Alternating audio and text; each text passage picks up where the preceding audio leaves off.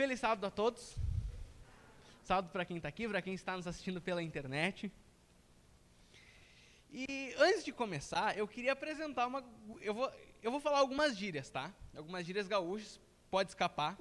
Sou muito acostumado a falar gíria. Eu tenho muito sotaque de gaúcho. Então, eu vou apresentar uma gurizada, uns meninos.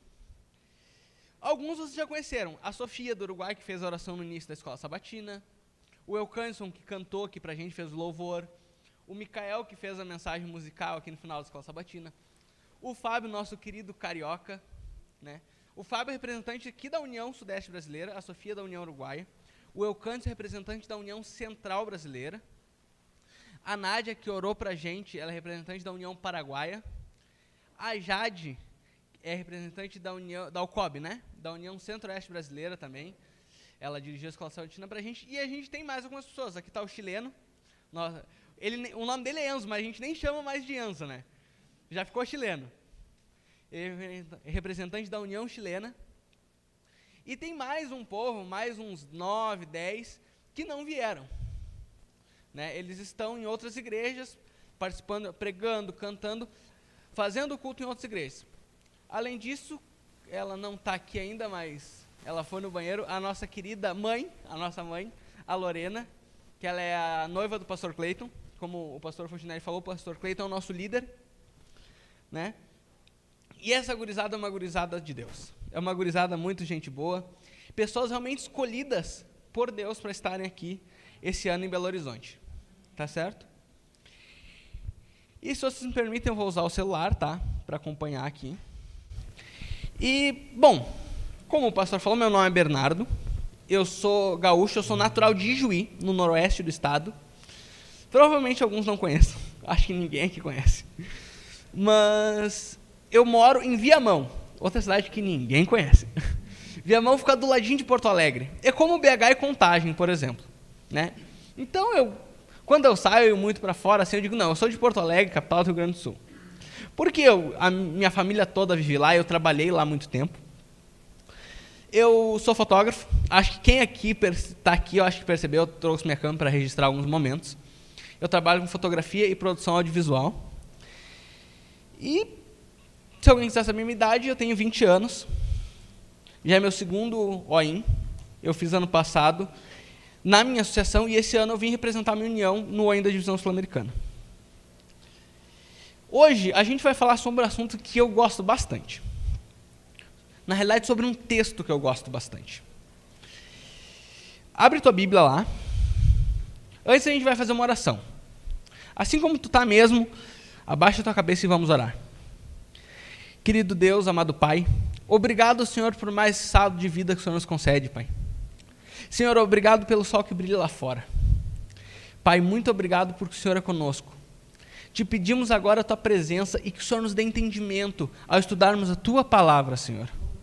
Por favor, Senhor, nos guia. É o que oramos, em nome de Jesus. Amém. Pega a tua Bíblia aí.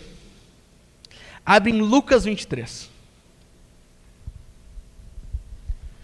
Lucas, capítulo 23, verso 39 a 43. Achou, Jerônimo? Amém. Quem achou, diz amém. Não achou, diz misericórdia. Vamos lá. Achei rapidinho e vamos começar lendo a palavra de Deus. Eu ouvi muita gente dizendo que a gente tem que fazer sermões mais atrativos aos jovens. Mas, cara, vou ser bem sincero aí, tô vendo, a igreja aqui está lotada de jovens, espero que tenha muitos jovens assistindo em casa. A gente quer sermão mais atrativo. A gente quer sermão legal. Porque o jovem pós-moderno hoje, ele quer experiência. E eu concordo, eu sou jovem, tenho 20 anos de idade. Só que o que a gente precisa nem sempre é isso. O que a gente precisa é isso aqui, gente. É a palavra de Deus. Porque a palavra de Deus, ela é imutável.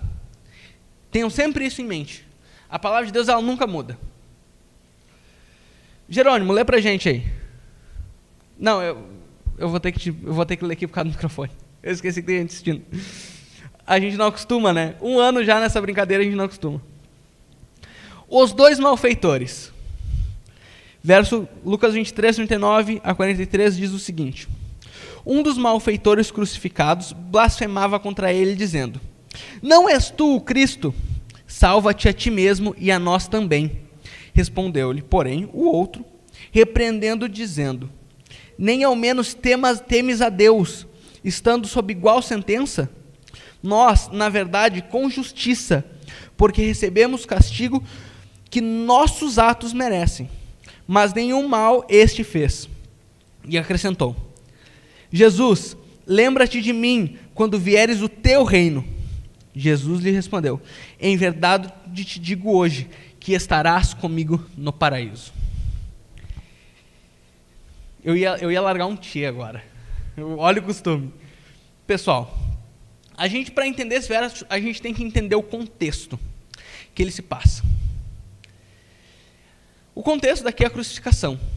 Jesus, ele tinha vindo da última ceia, ele tinha sido julgado, ele tinha passado pelo Getsêmani, toda aquela história, acho que todo mundo conhece, não é o nosso assunto hoje, mas passa pelo Getsêmani, Pedro nega Jesus, aí depois o Sinédrio, depois Jesus passa por Pilatos e bababá.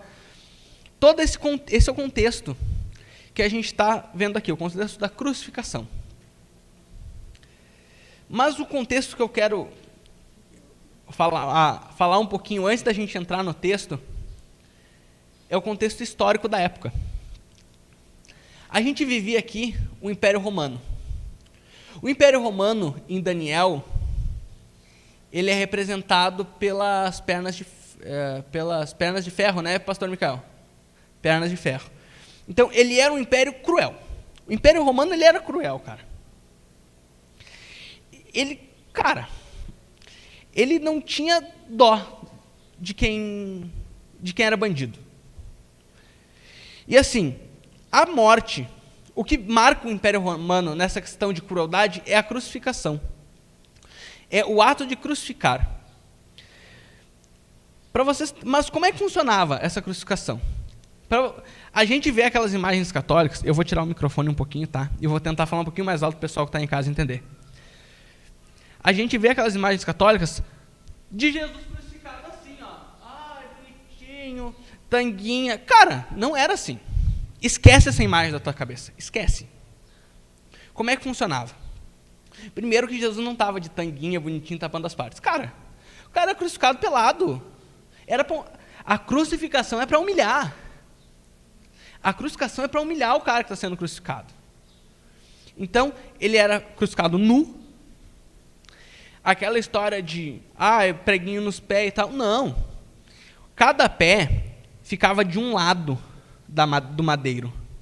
Ficava um pé na frente e o outro atrás. Vocês que estão aqui conseguem ver melhor. Digamos que o madeiro está aqui e ficava um pé de cada lado. Ele tinha tipo um banquinho para sentar. Para o cara conseguir respirar. E tem muita gente que diz que não tinha como o cravo ser na mão. Há uma dúvida teológica muito, muito importante que tem uns que dizem que não pode ser, tem uns que dizem que é na mão, tem uns que dizem que é no pulso. Mas isso não muda o peso, porque de qualquer forma, ser pregado é doloroso. Imagina você que está em casa pisar num prego. Eu já pisei quando era menor. E dói. Imagina pregar, atravessar o osso, atravessar nervos. Sabe aquele choquezinho que dá quando tu bate o cotovelo? Aquilo ali é um nervo que machucou. Imagina tu sentir aquela dor sendo pregado na cruz. Então, a crucificação ela não era algo bonitinho, não, era feio. E geralmente eles morriam de asfixia, porque tu não conseguia se apoiar para respirar. Tu tentava buscar o ar e geralmente o criminoso morria de asfixia ou alguma outra coisa. Na Via Dolorosa mesmo, você era chicoteado. Os chicotes romanos, eles tinham tipo um anzol na ponta, que quando eles lançavam, ele prendia na carne e arrancava pedaço. A minha mãe deve estar assistindo agora. E eu nunca fui de apanhar muito. Mas eu já apanhei algumas vezes de relho. Relho oitutento. 8 e 12 tento, que é meio comum lá no Rio Grande do Sul isso. E dói. Imagina com um anzol na ponta. Dói muito mais. Mas para que tamanha crueldade? Para quem que era? Essa crueldade era para os caras mais ruins. Era para o cara mau. Para o pior ladrão que tinha. Para o cara mais mau caráter que tinha. Para aquele assassino cruel, para aquele cara que estuprava a mulher, para aquele cara que roubava e matava. Ele era para o cara ruim. Jesus sofreu isso. Bora ler o texto de novo. Um dos malfeitores. Bom, vamos ler o verso 32. E também eram levados outros 2 que eram malfeitores para serem executados com eles. Os 2 eram malfeitores. Na cruz com Jesus, Jesus estava no centro, que era o lugar de Barrabás. Existem alguns comentários que dizem que Barrabás e esses 2, eles faziam parte de uma gangue, e Barrabás era o líder. Então Barrabás ele ia ser crucificado no meio, e os outros 2, um em cada lado. Porque eles finalmente conseguiram pegar aquela quadrilha. E Jesus tomou o lugar de Barrabás. Então, eles eram 2 malfeitores. E como é que é o caráter de um bandido? É algo bom? Os caras eram ruins, meu. Os caras eram ruins. Eles matavam a sangue frio. Ele era o cara que ia chegar tu ia estar chegando de carro na porta de casa, ele ia meter uma arma na tua cabeça, e se tu não entregar os carros, ele te dá um tiro. Era esse cara aqui que estava sendo crucificado com Jesus. Eles não tinham um bom caráter. Os caras eram ruins. Eles eram pessoas que matavam a sangue frio, estupravam. A gente fala de ladrões porque eles também roubavam, mas eles eram bandido, né? Eles eram bandido. Mas um foi para o céu e outro não. Aí eu pergunto para você que está aí, qual a diferença deles? Por que um foi para o céu e o outro não? Isso que a gente vai analisar agora. O ladrão, a gente vai olhar primeiro o ladrão que blasfemava, que é o que aparece primeiro aqui no verso 39. Um dos malfeitores crucificado blasfemava contra ele, dizendo... Aí ele diz 4 injúrias. 3 não, né? 4. Ele diz 4 injúrias. Ou impropérios, enfim. Ele blasfemava 4 coisas contra Deus. Lucas cita apenas 2. Mateus, ele cita as outras, né? Eu não vou ler, se tu quiser ler, é Mateus 27:40, tá? Se tu quiser ler depois lá a história em Mateus, dá uma conferida que é bem bacana. A primeira coisa que o ladrão não é Covid, tá, gurizada? Fica tranquilo. Já me vacinei, glória a Deus. A primeira coisa que o ladrão que blasfemava fala é: não és tu o Cristo? Cara, ele sabia quem ele era. Eles tinham passado algum tempo antes, provavelmente eles foram julgados juntos, a execução do julgamento foi junto. Então, assim, eles sabiam quem ele era. E ele pergunta: não és tu o Cristo? E ele fala isso com uma ironia, para demonstrar a incredulidade que ele tinha em Cristo. A segunda coisa que ele fala é: salva-te a ti mesmo, se tu és o Filho de Deus. Não era só a vida dele que era errada. Não era só o caráter dele que era errado. Mas a teologia dele era errada. O conceito que ele tinha de Cristo era totalmente errado. Ele não entendia o que Cristo estava fazendo ali. Ele queria salvação sem expiação dos pecados. Ele queria ser salvo sem que alguém morresse no lugar dele. Ele era um humanista. E muitas vezes nós somos humanistas. Terceira blasfêmia que ele fala: desça da cruz e creremos nele. Ele estava enganado sobre a natureza de Cristo. Obrigado, gente.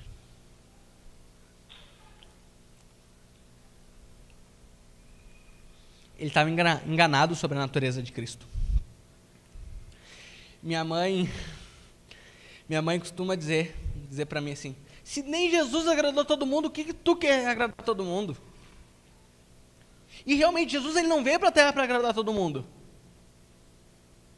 Imagina, a rede social, o Instagram dele tinha 12 seguidores. Ele tinha 12 amigos no Facebook, e mais uns que olhavam o feed dele de vez em quando. Era isso aí. Ele não veio para agradar todo mundo. A missão dele não era essa. O ladrão queria o Cristo que fazia milagres. O ladrão queria o Cristo que transformava água em vinho. O ladrão queria o Cristo que curava e ressuscitava pessoas. Ele não queria o Cristo sofredor, o Cristo que deu o seu sangue para morrer por ele.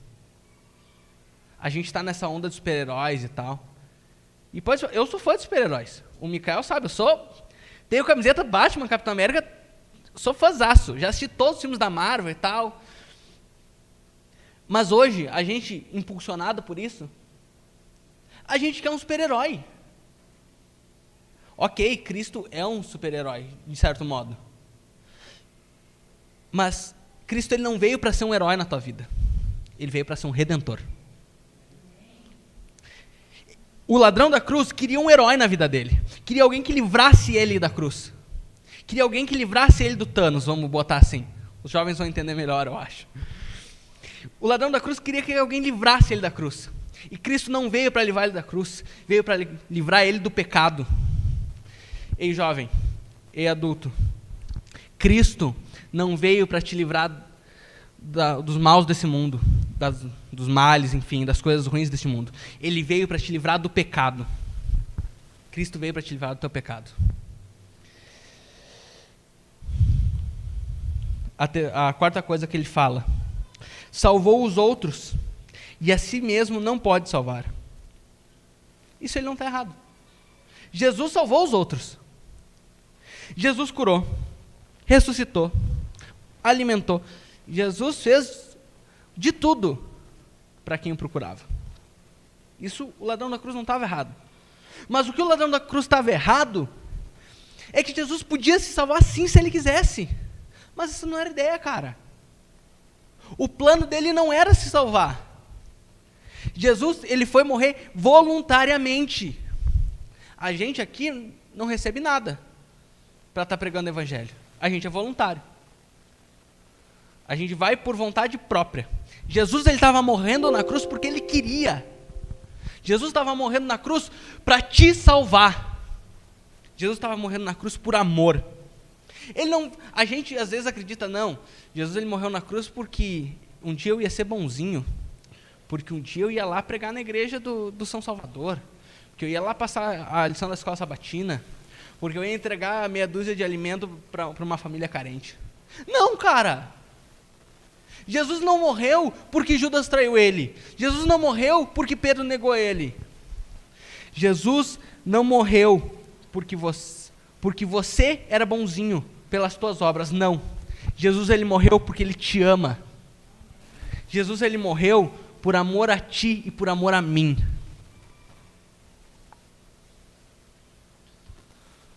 Muitas vezes a gente cai nessa burrice de achar que é por nossa causa, que depende de nós. Não, velho. Esquece isso. É tudo por graça.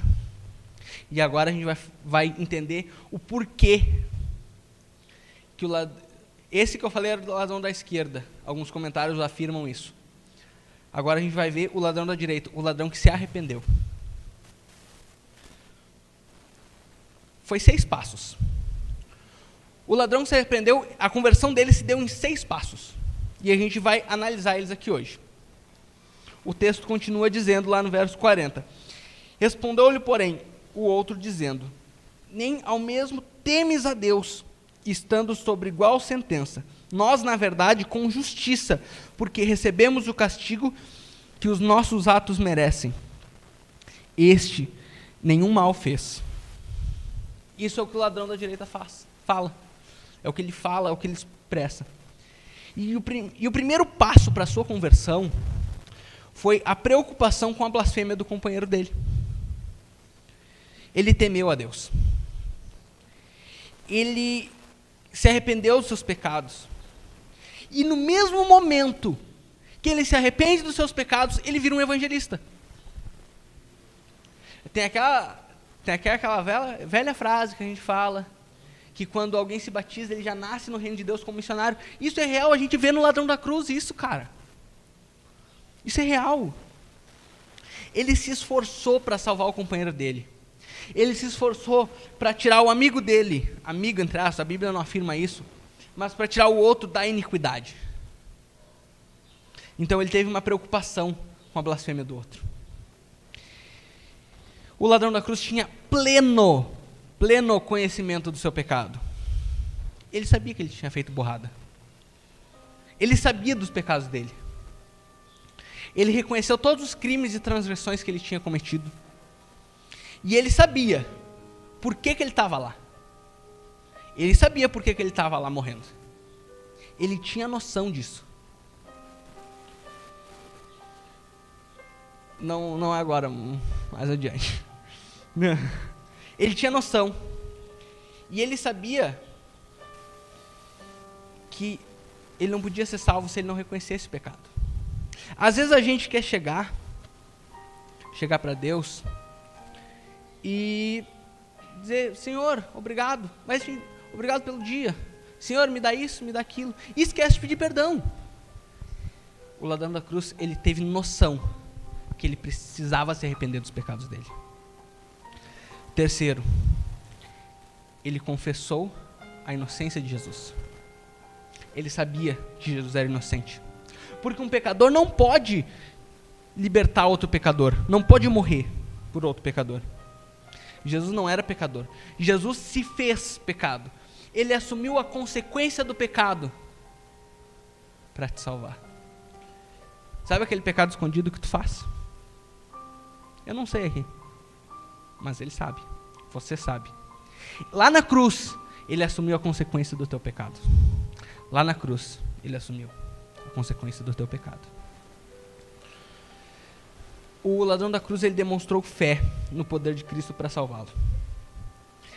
Ele tinha fé que Cristo poderia libertá-lo, não da cruz como o outro queria, mas sim desse mundo de pecado.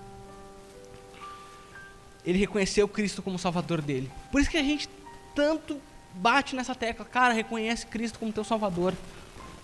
Ele não buscou o super-herói. Ele não buscou o Cristo que curava, o Cristo dos milagres. Ele buscou o Cristo Redentor. Ele buscou o Cristo que morreria na cruz por ele. Então, os olhos dele foram abertos.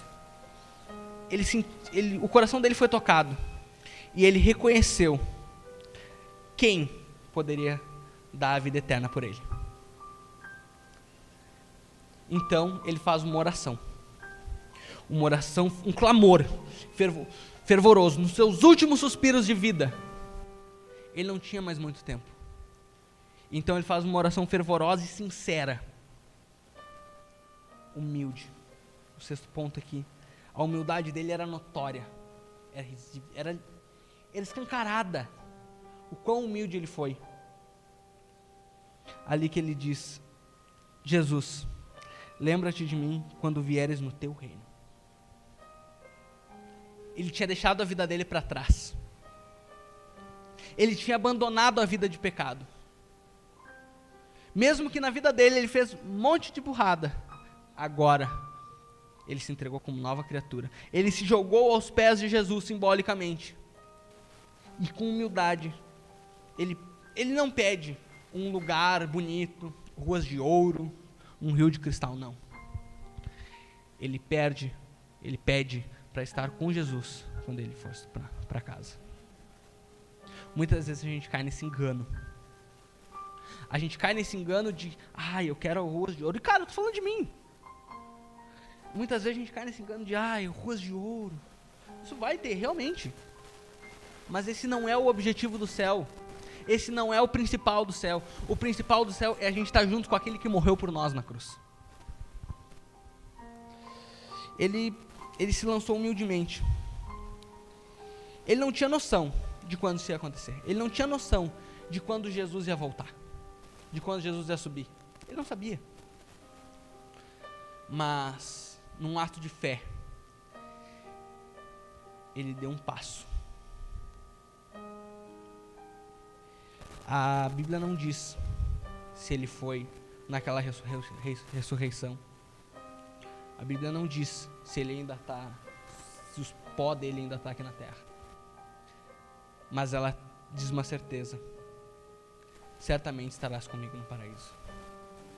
Jesus reconheceu o arrependimento daquele pecador.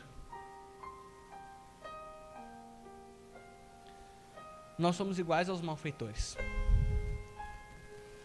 Nós somos iguais a eles. Os nossos atos são pervertidos. Os nossos atos são podres. O nosso caráter é de lixo. A nossa natureza é pecaminosa. Nós não apenas cometemos pecado, nós somos pecado. Isso faz parte da gente, isso é intrínseco a gente. O mal não está apenas em nós. Nós somos o mal. Infelizmente, isso é parte da nossa natureza. Nós somos como o ladrão da esquerda. Nós somos humanistas. Nós estamos errados em tudo. A nossa teologia é errada. O nosso conceito de Cristo é errado. A gente quer um herói. A gente quer um Capitão América da vida salvando a gente de ET. E cara, é isso que a gente quer. Repensa teus conceitos. Cristo, ele não é um herói apenas. Ele é nosso Redentor. A gente quer o Cristo dos milagres. Muitas vezes a gente quer cura na nossa vida, a gente quer um carro melhor, a gente quer uma casa melhor, a gente quer um emprego que ganhe mais. A gente quer milagre. A gente quer milagre, a gente não quer redenção. E eu falo isso, mas eu falo isso pra mim. Que muitas vezes eu quero, Senhor, me ajuda com isso, me dá isso. Mas eu esqueço de agradecer que Ele morreu pela gente. Eu esqueço de pedir pela minha vida espiritual muitas vezes. Muitas vezes a gente acha que Cristo está ali porque a gente é bonzinho. Nossa, eu vou na igreja todo sábado. Nossa, minha playlist cheia de louvor, minha playlist. Só Daniel Ludic, Gerson Pilar e lá vai. Cara, você é pecador, meu velho. A gente é pecador. Jesus não morreu por causa das nossas obras. Cristo, Ele morreu porque Ele nos amava. A ideia central de toda uma biblioteca de livros é o amor dele por nós. E amigo, eu tô meio enxiqueirado aqui, mas eu vou tentar chegar um pouquinho mais perto de ti. A gente tem que ser como o ladrão da direita. A gente tem que ser como esse ladrão que se arrependeu. A gente tem que se entristecer quando o nosso amigo peca. Muitas vezes a gente, que engraçado, tá lá bebendo vários shots de tequila, blá, blá, blá, blá. Cara, a gente tem que se entristecer. A gente como cristão tem que se entristecer com isso. Amigo, a gente tem que entender o nosso pecado. A gente tem que entender que nós somos pecado. A gente tem que entender que Cristo é o nosso Salvador. Que só Ele tem poder para nos livrar desse mal. A gente tem que confessar nossos pecados e rogar para que Ele nos perdoe. A gente tem que orar como aquele ladrão orou. Com fé. Com fervor. Clamando sinceramente libertação. A gente tem que se prostrar humildemente diante de Cristo. A gente tem que se prostrar diante dele, se a gente quiser um dia estar com ele. Não pelas bênçãos que a gente vai ter no céu. É legal, cara. Rua de ouro. Brincar com cobre e leão. É legal, cara. É bacana. Mas não é por isso que a gente tem que querer ir. A gente tem que querer ir para estar junto do nosso Salvador. Daquele cara que te amou mais que a tua namorada. Que te ama mais que a tua mãe. Que te ama mais que qualquer um nesse mundo. Daquele cara que morreu por ti numa cruz. Meu velho, conversão não é fácil. Conversão não acontece em sofá confortável ou banco de igreja. Conversão acontece numa cruz dolorosa. Acontece lá fora pregando o evangelho. Ele se arrependeu do pecado e ele virou um evangelista. Não adianta ficar sentado só ouvindo. Isso é importante. Tá ouvindo aqui um loiro do olho azul falando. É importante. Mas não é só isso, cara. A gente tem que sair lá pra fora. Porque ele tá vindo. Ele tá chegando. Jesus tá vindo. E a gente tem que espalhar para o mundo que ele tá vindo. Conversão não é fácil. Então Jesus diz: e em verdade hoje te digo, estarás comigo no paraíso. Cristo, ele quer te levar junto. Cristo, ele quer te levar para casa. A gente não é desse mundo, cara. A gente tá aqui só de passagem. Aqui é um hotel. Um hotel bem ruim. Bem cacareco. A gente tem que querer ir pro céu por causa dele. Porque é tudo por ele. Jesus reconheceu o perdão. Reconheceu os pecados do ladrão. Ele reconheceu o arrependimento sincero dele. E Jesus perdoou ele. O Mick vai cantar uma música agora. Reflita na letra. Pense nos seus pecados. Isso mesmo, pense neles. Peça perdão por eles. Para que um dia a gente esteja lá no céu com Jesus. Rogue perdão. E ao fim encerraremos com uma oração.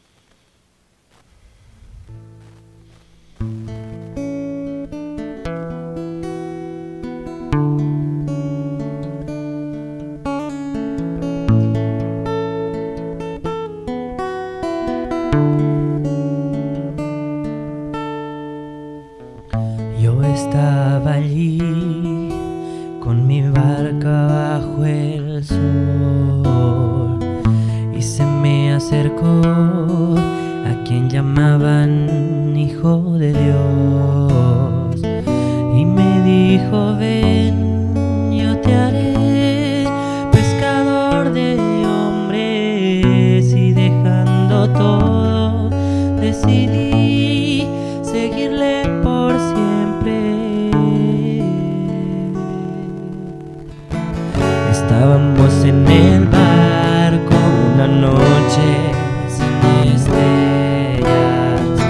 De repente en la oscuridad él caminaba sobre las aguas y yo me asusté y pregunté: ¿quién es este hombre? Y me dijo: ven hacia mí. Yo dudando obedecí: ¿quién es este que puede hacer caminar sobre las aguas? Dejé de mirarlo y me encontré en el abismo sálvame. Oh Señor, yo te seguiré por siempre, sin saber que días después yo le negaría 3 veces.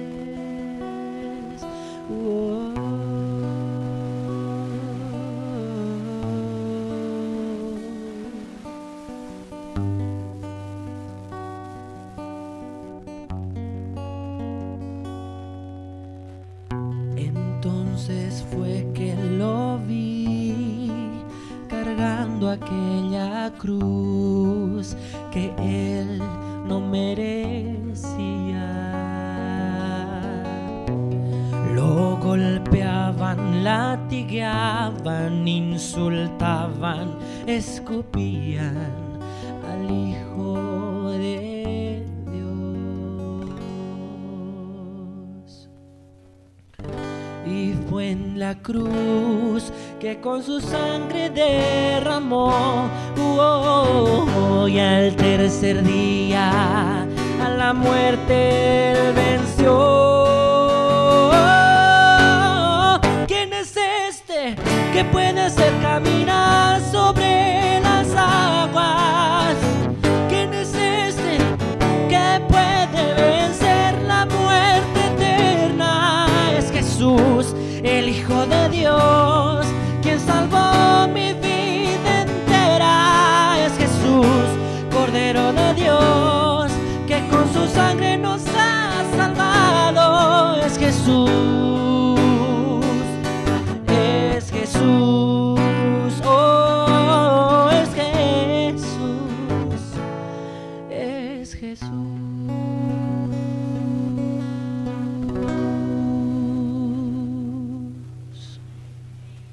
Cristo quer te perdoar. Quem é esse Cristo?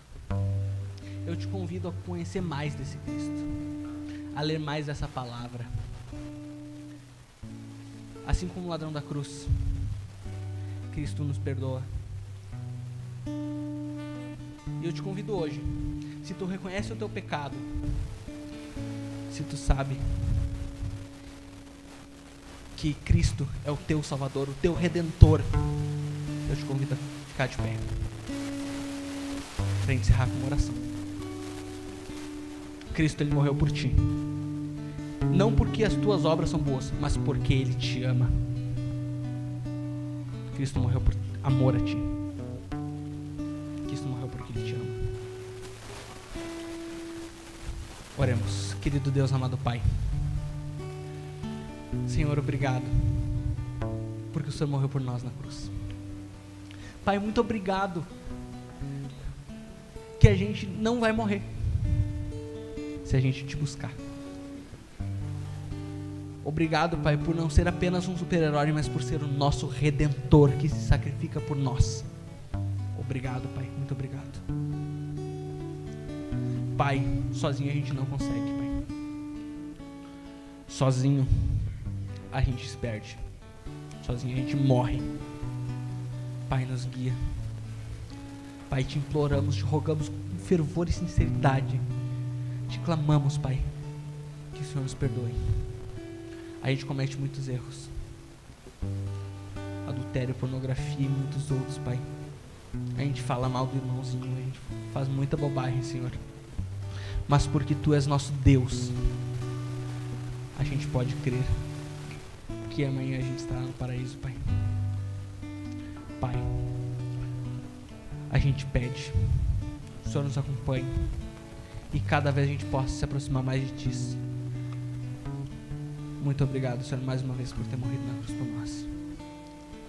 Pai, te agradecemos em Teu nome. Amém.